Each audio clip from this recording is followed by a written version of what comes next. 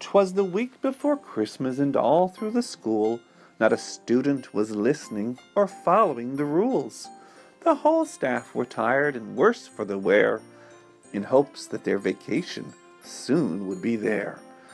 The days crept on slowly, but soon it was near, and finally, yes, December 22nd was here.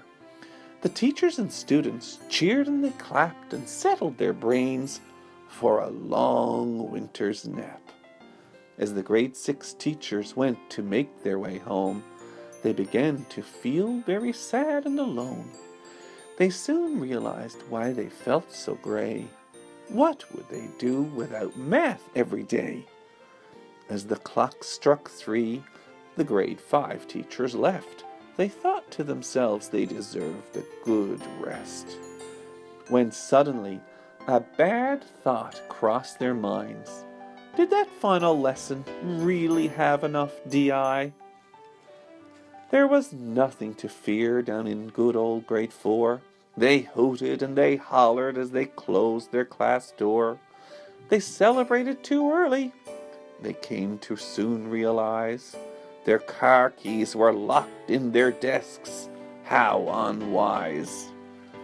The grade 3 teachers began gathering their things and thinking what joy the holidays bring. And as they began to walk out the door, they all slipped and fell in a pile on the floor. When the grade 2 teachers decided it was time to leave, they did not know the bad news they'd receive. Their planning for January was not good anymore. A new curriculum was announced for math, language, and more. Grade 1 teachers thought they were in for a treat, and Christmas vacation would be very neat. That was until they tried to stand up and walk and realized they were much more tired than they thought. If you think the grade 1s were tired, I have news for you. The kindergarten teachers were starting to snooze.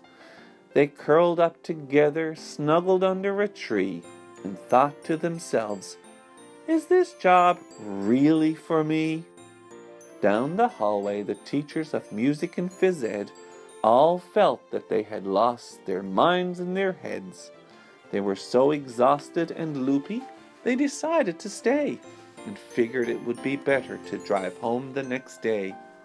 The IRT teachers in the guidance department were focused on opening a tiny compartment.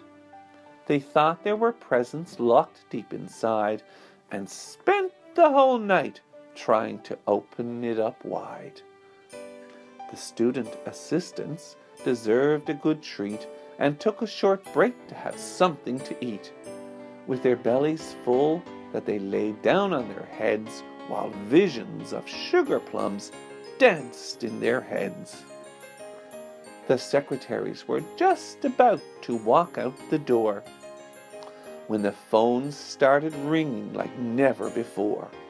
So they slumped back into their comfy black chairs and got ready to have a busy night for their ears.